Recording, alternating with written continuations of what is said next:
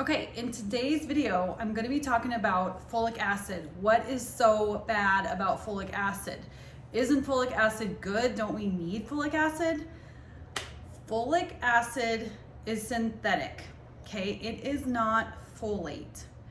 Folate, which is vitamin B9, is found in nature. It's found in animal meats, eggs, citrus fruits, cruciferous vegetables, leafy greens.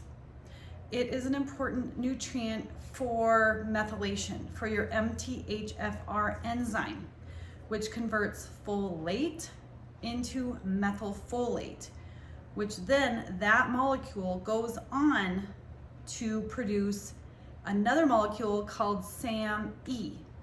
So methylfolate is used to transfer a methyl group to B12, and then B12 is used to methylate homocysteine into SAMe. So if you have high homocysteine, it's a sign that you have an MTHFR variation, okay? So now let's get back to folate. So folate's found in nature.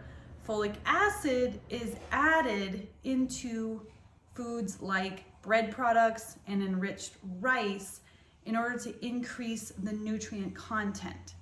Because what happens is when you take something like a grain or rice and you remove the bran or the germ, you're removing and stripping out a lot of nutrients.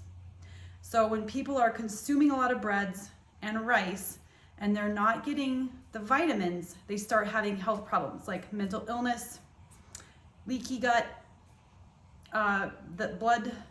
red blood cell problems, problems with making neurotransmitters, problems with making bile, and all these issues. So back when our food supply really changed, our food system changed, and manufacturers started stripping out the bran and the endosperm, there was all this epidemic of all these health problems. And researchers traced it back to the nutrients that were being stripped out of wheat and rice. So they said, hey, we need to add these nutrients back in so that we can help people not have all these health problems. So these food manufacturers started adding in nutrients. They were supposed to add in folate and 3 other nutrients, but a lot of times the bottom line really matters, like their profit margins, and so they tend to use the cheapest form of something. And the cheapest form of folate was something called folic acid, which is several chemical steps away from folate. But if you have an MTHFR variation, you cannot convert folic acid into folate. Now, people that don't have an MTHFR variation, even though it's a slow process, they can convert it. So it does help their methylation. But what happens if you have an variation in this enzyme is that, so an enzyme is basically a long chain of protein of amino acids, and then it all curls up and it makes this like glob. It makes an enzyme. But if you have a variation, the glob is slightly different. And so the form of it is slightly different. And when it takes in, so let's like a Pac-Man. Imagine like a Pac-Man is an enzyme. And when it chomps down on folic acid, it's like locked up and it can't do anything. It can't convert it, can't do anything. It just like locks it up. But people that don't have an MTHFR variation, their Pac-Man can come crunch down on it and then slowly convert it into folate, and then it can, or can be converted into methylfolate, and then it can go on to make SAMe. So if you have an MTHFR variation, you have to avoid folic acid. And now let's talk about some of the things, some of the food products that you can find folic acid in. So some of the places that you might find folic acid is enriched breads, enriched rice. So bread, cookies, crackers, pancakes, pizza, pasta, quick breads, pastries, and enriched white rice.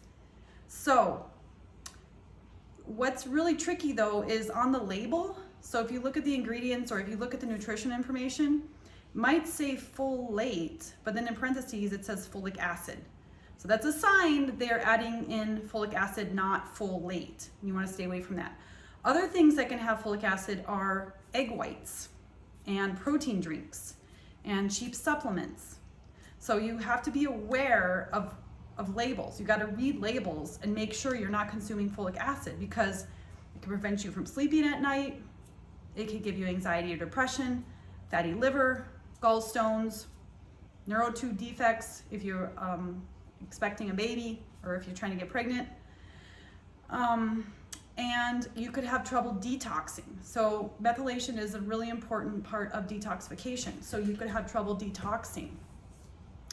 So some of the foods that you can eat would be whole wheat products, because they're not enriched, they're not stripped down, so there's no reason to add nutrients back in. Or organic, because organic, typically you can't put synthetic stuff into organic products. And then for rice, you would look for basmati or jasmine. Those are two of my favorite kinds of rice that are not typically enriched, but you still have to make sure and just look at it. So let's say you did consume something that has folic acid and you're like, oh, oops, I didn't want to do that.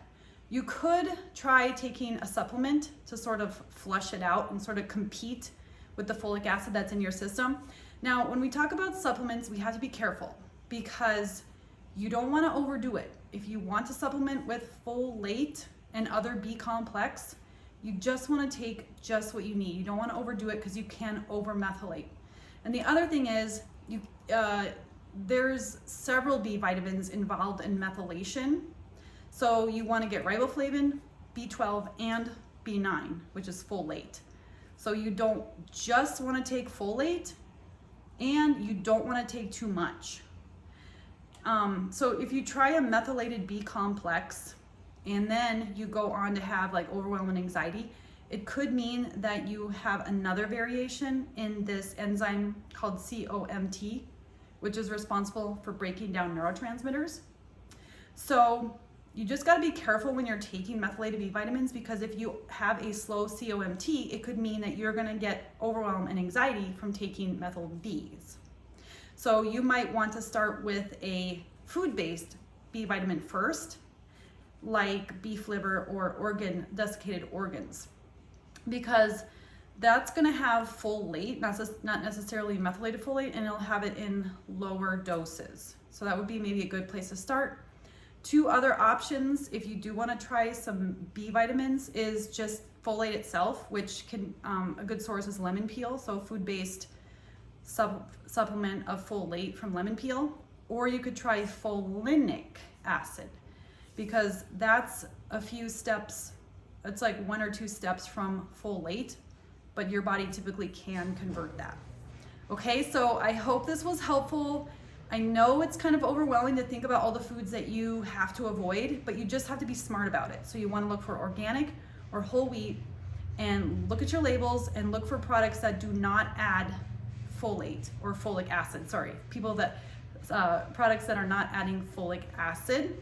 So you just got to read your labels, and it might say folate, but then in parentheses it might say folic acid, and that's a dead giveaway.